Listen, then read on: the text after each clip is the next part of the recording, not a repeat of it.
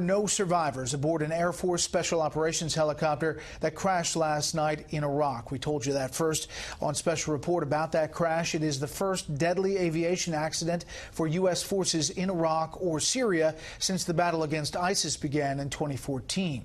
National Security Correspondent Jennifer Griffin reports tonight from the Pentagon about a tough week for U.S. military aviation and the military. The Air Force Pave Hawk helicopter crashed while on a routine mission ferrying personnel between bases in western Iraq.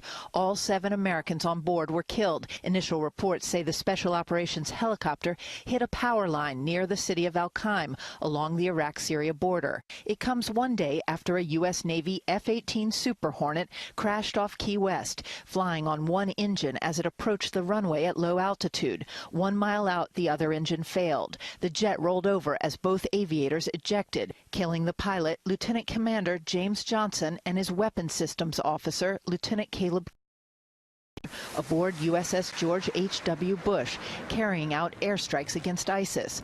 The Pentagon would not say whether the crash resulted from years of combat and budget cuts. Readiness is absolutely at the center of what we're doing right now. I think pilots are going to be flying more and training is going to pick up.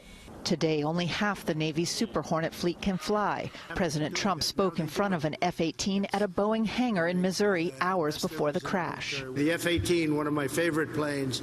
To me, it's a work of art. The 2018 defense budget calls for $46.4 billion to rebuild U.S. military aviation, $11.7 billion to repair old jets, $32.5 billion to replace jets that can't be repaired, $2.2 billion to recruit new pilots and mechanics.